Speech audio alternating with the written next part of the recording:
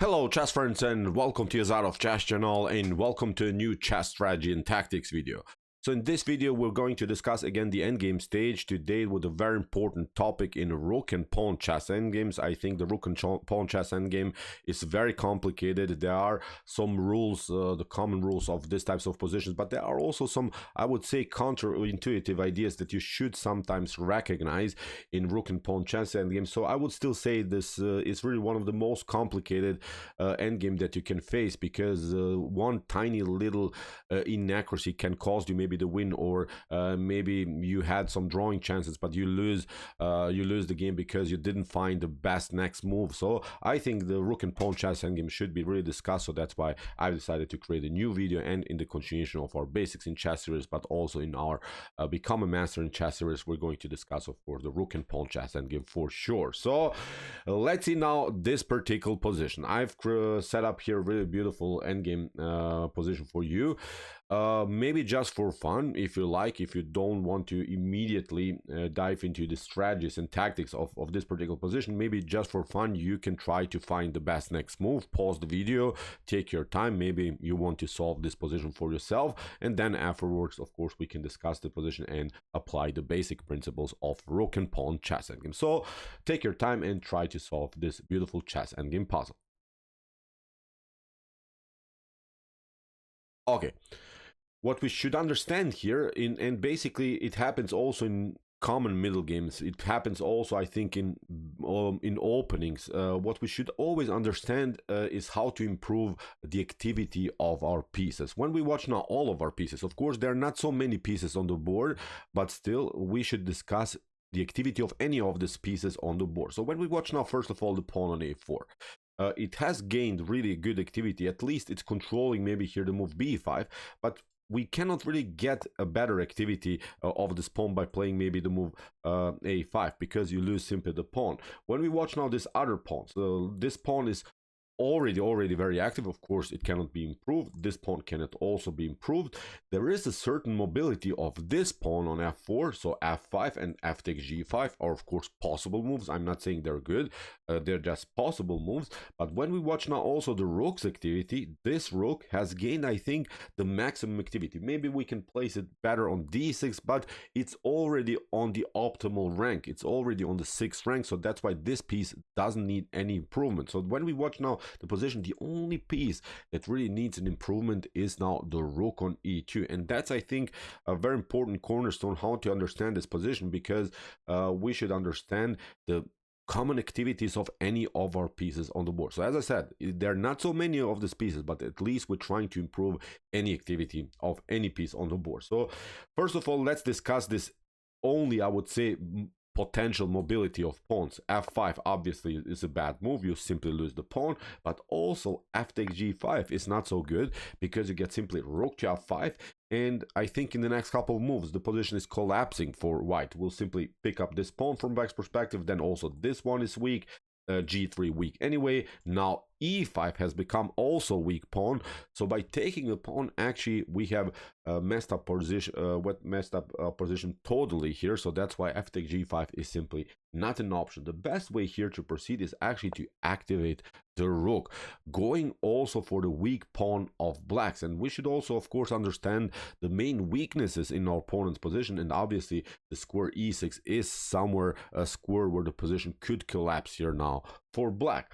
Let's see now options for black. You could maybe try here king takes h6, but this wouldn't be good because of a rook to d6, and you're trying maybe to protect now this one, but f5.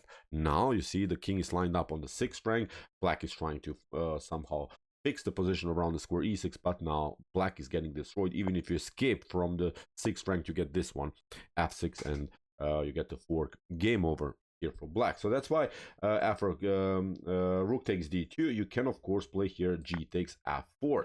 But again, we should not take, again, the piece activity is more important than grabbing some pawns. So that's why the correct way here, the correct follow-up is the move rook to d6. And again, let's see options. You can maybe try here f takes g3, but then you get rook to e6, and you see you get even checkmated. The king doesn't have any good squares. You can maybe try here rook to f6, but rook to f6 is A beautiful, beautiful checkmate pattern with a beautiful piece activity. So that's why for rook to d6, black is pretty much forced to play now rook to e7. And now, only now, when we have gained really the maximum activity, now it's time to pick up the pawn on f4.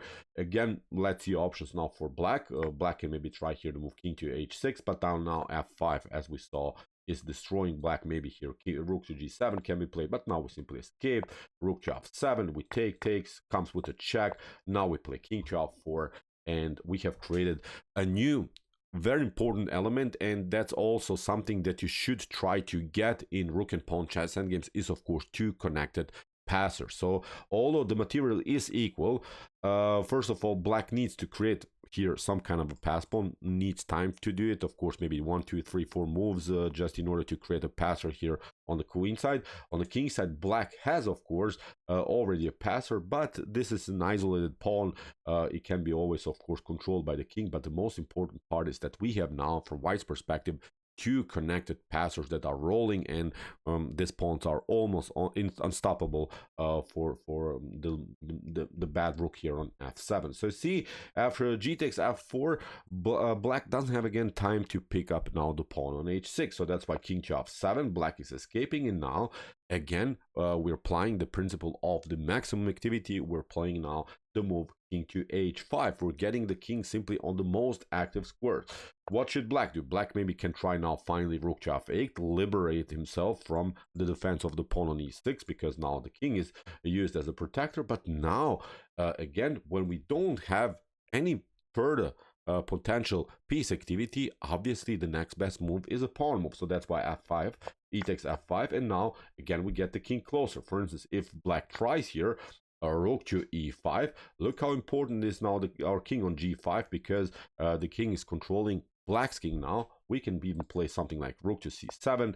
Black is stepping back. Now we line up both of these rooks on the 7th rank, and we also, I think it's a very, very important pattern, also a very important thing that you should try to get in rook and pawn chances in games, is to get both of your rooks now on the 7th rank, and finally black is destroyed. Okay, black has some options maybe with f4, but now we simply go here, f3. Now we pick up the pawn. There is a checkmate threat.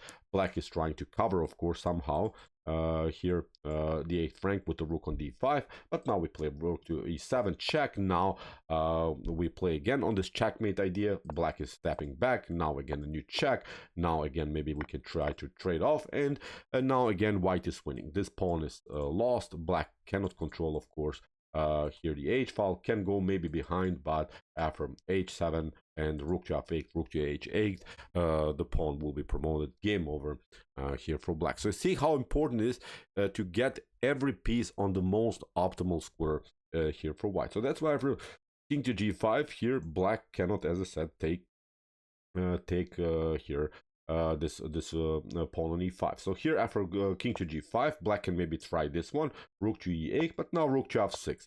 Now we can push the pawn further. Look at this. We have gained a beautiful, beautiful activity. The rooks are controlling this pawn. This pawn is falling for sure. Maybe f4 can be played. We pick up now this one. Black is maybe trying to create a passer here, but now we can even take rook to b6. So the position is paralyzed here for black. Very, very stunning ideas. Now we get the king here, king rook to c7. We're getting again a new activity. So you see, we're not changing the strategies here. We're just trying to get a new piece activity. Look at this. This king is now on d6, and obviously game over a5. You can maybe deliver check. You can maybe try some perpetuals. But now we can maybe go here. This pawn will be pushed. Maybe we can also trade off the rooks, push the pawn, rook to f8, e8, the promotion. But look, this sad king on g8. It's simply paralyzed all of game. This rook is stuck to the defense of this pawn. This rook is immobile also. Very, very important, I think, here endgame ideas that white produce. So okay, I hope that you enjoyed this study. Maybe nothing spectacular, but I hope it's helpful for you, because this position you could get, and you could maybe force sort of a trades of pawns, then create yourself, as in the beginning, as we saw, maybe with this idea, I don't know, here after f takes g5 seems tempting. You get the pawn, but we always evaluate the strength of the pawns by their potential mobility. Now when you took the king is very well placed. It's controlling also here the potential progress of the pawn. So as I said, after rook to f5, now we have almost lost the game. So very, very important ideas here in really one of the most complicated positions that I think is really, really the rook and pawn chess endgame. So, okay, I hope that you enjoyed the study. If you want to see more about rook and pawn chess endgames, opening principles, basics in chess, and similar stuff, check out our basics in chess series and also our Becoming Master in Chess series with some more videos like this. And if you like this content, hit the subscribe button. See you soon with some more videos. And what do we say in the end? Chess is the best, of course.